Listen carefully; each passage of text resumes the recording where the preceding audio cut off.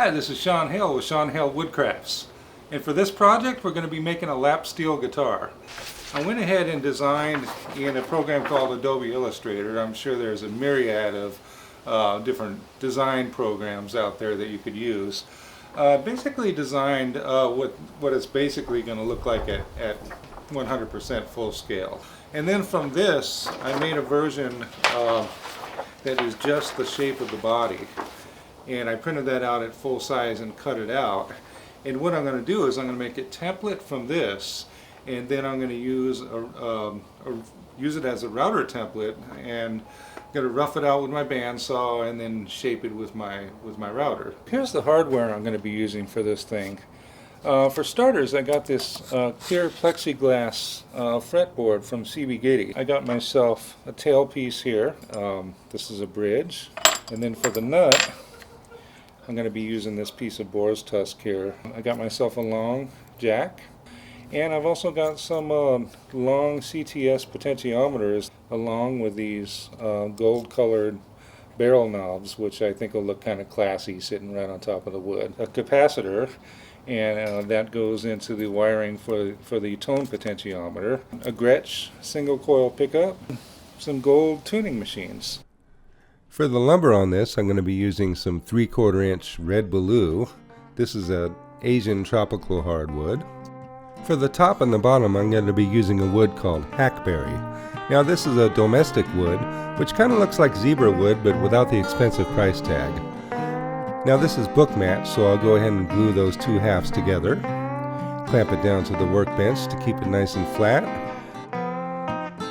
We'll clamp those two halves together for a nice mirror image of that beautiful wood grain. And here's that beautiful book match. Looks nice. We'll go ahead and glue that hackberry to the red blue core. This is kind of like a reverse ice cream sandwich here. Get that glue nice and flat with my roller. We get some clamps on there. We'll get some more clamps on there. Let's just use every clamp I got.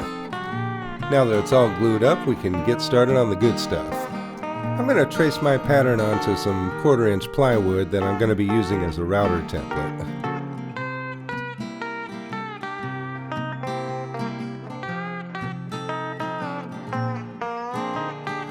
I'll cut this as close as I can on the bandsaw. To finalize this template, I'm going to go ahead and use some sanding along with a little filing.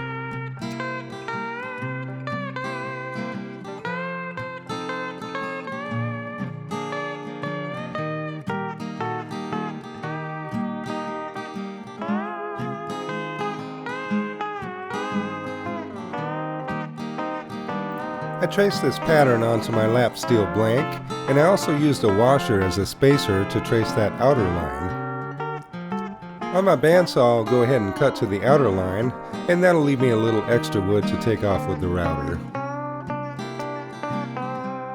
Got her all cut out? Let's move on to the next step. I'll be using a Diablo flush trim bit, 1/2 inch bit, 1 inch long, and I'll glue my template down with some mighty strong double sticky tape. Now that template's not going anywhere, but we'll go ahead and clamp this down to the workbench just to keep everything stable while we do our router operations. Now this flush trim bit has a bearing that rides my template and trims the workpiece to the template perfectly. Unfortunately, the router bit isn't long enough to go through the full workpiece, so I'll have to turn this over and do the same thing on the other side.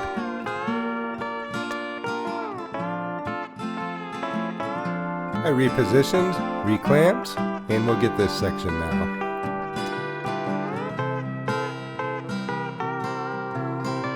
And that's just how I like it, perfectly flush to that template. For the other side, I'll center my template and trace some lines just so I have some guides when I tape it down. And those guides help me position it correctly when I'm taping it down. We'll do the same thing on the other side. It matches up just right, and that's a good thing.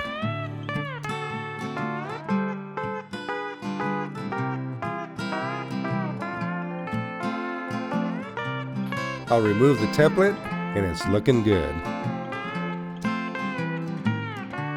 In order to mark the thickness of my headstock, I have a piece of wood that's already the proper thickness to measure by. This makes life easy.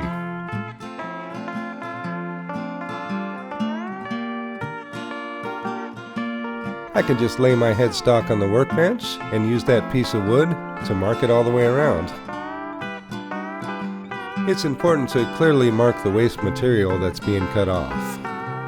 This is a critical cut on my bandsaw, so I'll use this piece of wood to keep the workpiece flat on my bandsaw table. Now, fingers crossed, I don't want to screw it up at this point.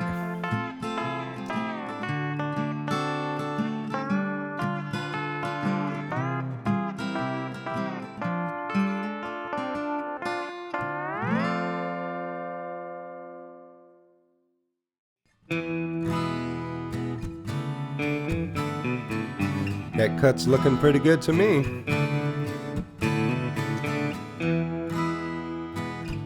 But of course a freeform cut like that on the bandsaw isn't going to be perfect. So we'll take some measurements and make some adjustments as needed. Now, using that piece of wood that I've already got to the proper thickness, I can actually make some black Sharpie marks on here that I can sand down to and get a nice uniform thickness. Using some Diablo 80 grit sandpaper, I'll go ahead and concentrate on those thicker areas. So I've sanded that black line down. I'll go ahead and check the final thickness with a caliper, and I'll use that piece of wood to check the final thickness as well.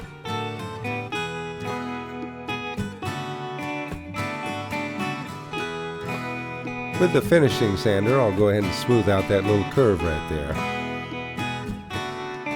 I'm testing my tuning machines on some scrap wood. I just want to make sure it all fits well before I drill into that headstock.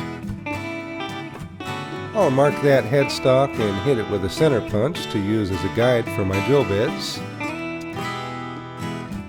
And just for good measure, I'll drill some pilot holes first. Now I'll finish out those holes using a Forstner drill bit. Well, you know what they say, if it's too hot in the kitchen,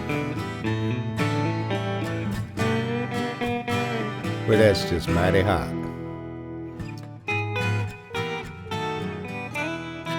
I'm marking the area where I'm going to do a 3/8 inch roundover on the body. And we'll just see how that roundover looks on some scrap wood. I like it. So let's go ahead and put that roundover right onto the lap steel.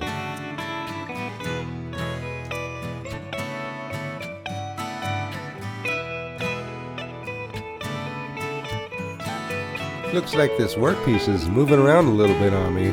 Should have used more clamps. Now for the straight sections, I'm going to use a 1/8 inch roundover. Once I'm done with this, I'll use some sandpaper to kind of blend the 1/8 inch and the 3/8 inch roundovers together. We'll do this straight section at 1/8 inch as well. Now it's time to round out a cavity for my pickup, and I'll be using a router guide bushing for this. I'll make a new template for this that the guide bushing can follow.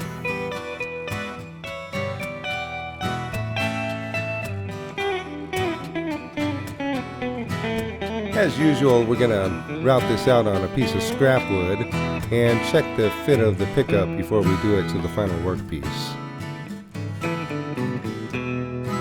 Now, it's actually good that I used the scrap wood because it took a little bit of experimentation to get this just right. But now I'm happy with the fit. It's perfect. Having already located exactly where I want to put my pickup, I'll route this into my final workpiece. I do this in 3 passes, going a little bit deeper each time. And I'll use this piece of wood to check my depth. Looking good.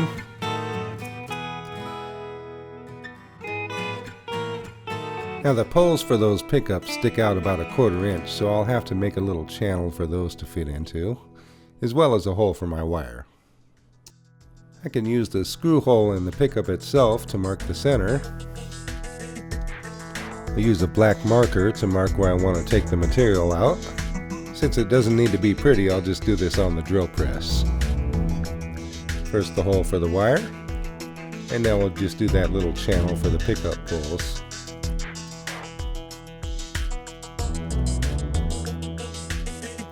Here I've made a router template for my control cavity. Now this is going to have a 3/8 inch ledge that I can screw my cover onto.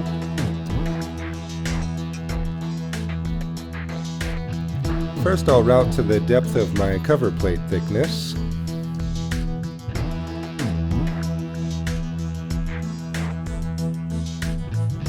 We'll set that depth here. And we'll make our first pass. Now I'm going to glue some pieces of wood that are 3/8 inch wide onto all 4 sides. That'll give me that ledge I was talking about. Using my potentiometers to measure by, I can see that I want the thickness of my top to be about 1/2 inch thick. I've made some calculations to determine how deep I need to route to make that happen.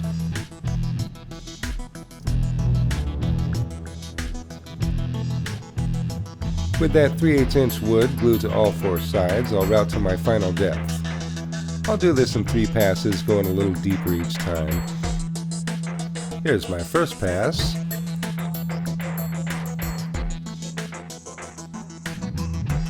Here's my final depth, which everything fits inside of nicely.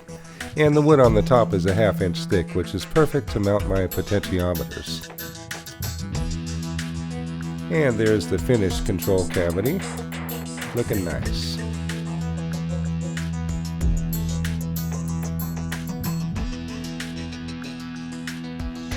Now I realized when I put my jack in there that I'm going to have to remove some material in order to screw that nut onto the jack. And since it doesn't have to be pretty, I just used a Forstner bit and some chisels. I also did the same thing for my potentiometers. I'll use a piece of walnut for my cover plate. It's sitting a little proud, so I'll go ahead and sand that flush.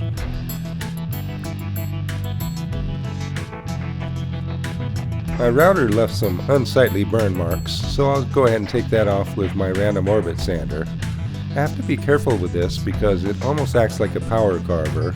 I just have to barely touch it and then hit it with some hand sanding at the end.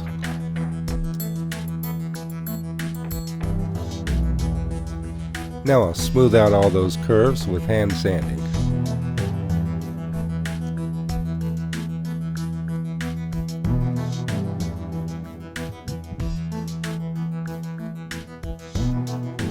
We'll smooth out this little transition here.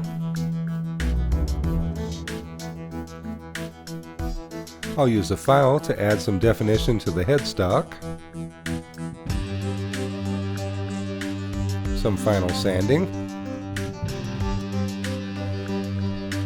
I'll take some measurements and lay out my hardware.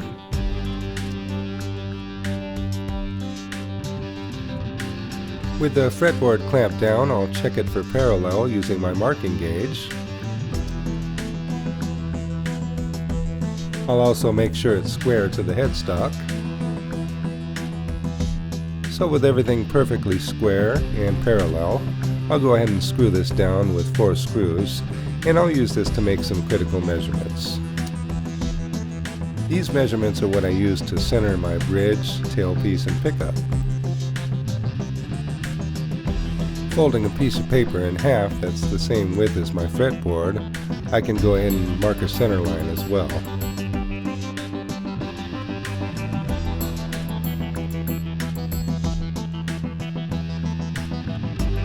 While the fretboard was in place, I went ahead and marked some lines for the nut.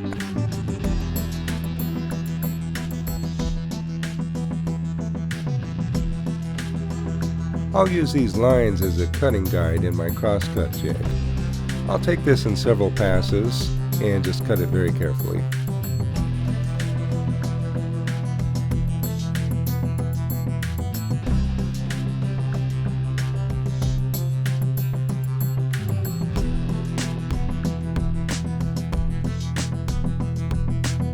I'll use a file to smooth out that channel. And sand that nut as needed for a perfect fit. I'll glue some wood on either side of the nut. This will keep it in place, and it'll also look better too. We'll cut that flush.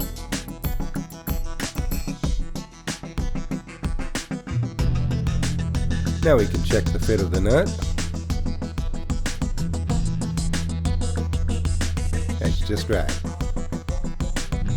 It just so happens this piece of plywood is the perfect thickness to use as a sanding guide. Sanding it flush to the plywood like this really ensures that the nut has a nice uniform height. Next I'll file some slots for my strings. From the center of my nut slot, I'll measure down 23 inches. And I'll go ahead and mark a line for my bridge. I'll add a piece of wood underneath the bridge to make it the same height as the nut. I tested some strings on here, and it turns out I needed to install some string trees. This will hold the strings in place and give them more downward tension. I've removed the hardware, and I'll sand this down to 500 grit.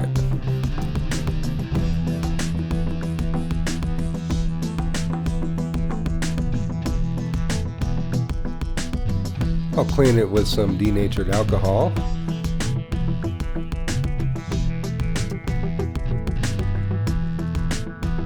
Oops, I almost forgot. I wanted to install these black inlay dots to mark my frets. I'll use a little super glue for this.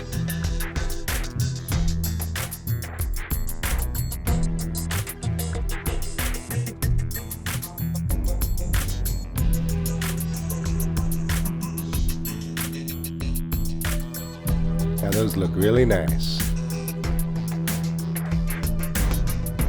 I'm going to wood burn a vine pattern that's going to go under my clear plexiglass fretboard. And to do this, I'll put down some graphite paper and I'll trace the pattern directly onto the wood.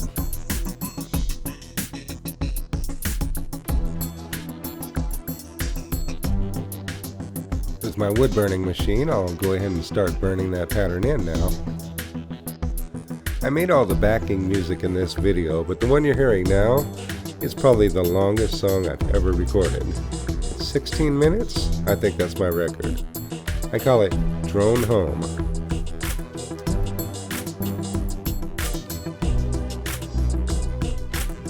The wood burning's just about done.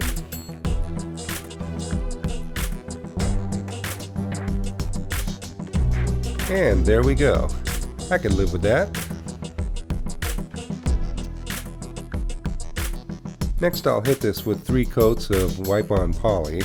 I'm using the gloss wipe-on poly, and I'm going to sand with 220 in between coats.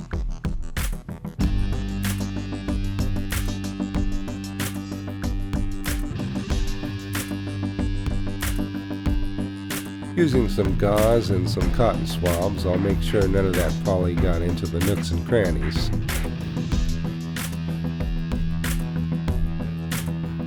After a couple days of applying my finish and sanding between coats, it's all dry and ready to polish. I'll use some Meguiar's polishing glaze on the polyurethane, and then for the final polishing, I'm going to use some plastic polish. I'm using some foam polishing pads on my drill press and testing it out on the cover for my control cavity. I like the shine on that. Now I'll go ahead and polish my lap steel. For the plastics, we'll go ahead and switch over to a soft polishing pad.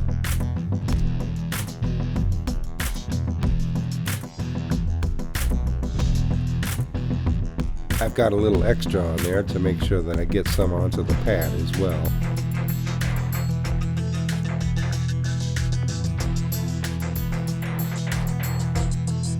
It's looking nice and shiny. I'll go ahead and do my final polishing now to the lap steel. Using a damp microfiber cloth, I'll go ahead and get rid of any residue that's left over. And this is the part I was probably looking forward to a lot. Peeling that blue stuff off of that plexiglass. God, that's so satisfying.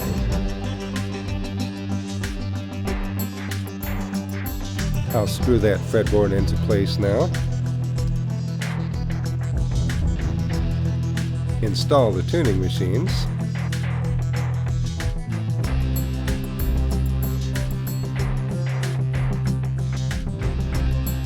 And another one of those satisfying sticker peeling moments. I'll use a piece of paper to make sure my corner holes are an equal distance. And I'll also use a ruler to mark the center holes.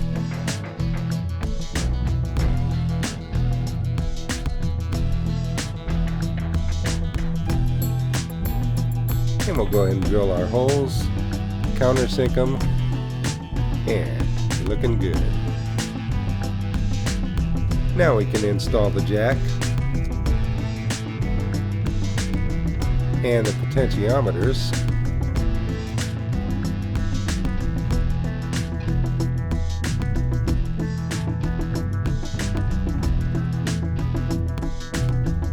Mount the pickup.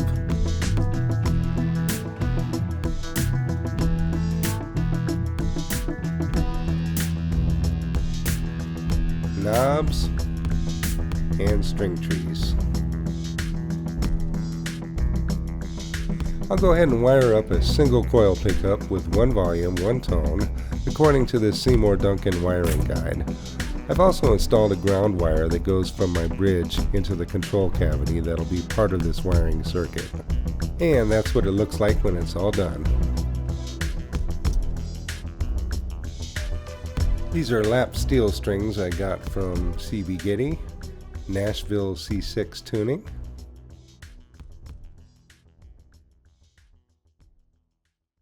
So I've got this completely built. I've got the strings on there, and as you can see, she looks really nice. I've actually got this tuned in C6, which is a kind of a Hawaiian Western swing type of tuning. So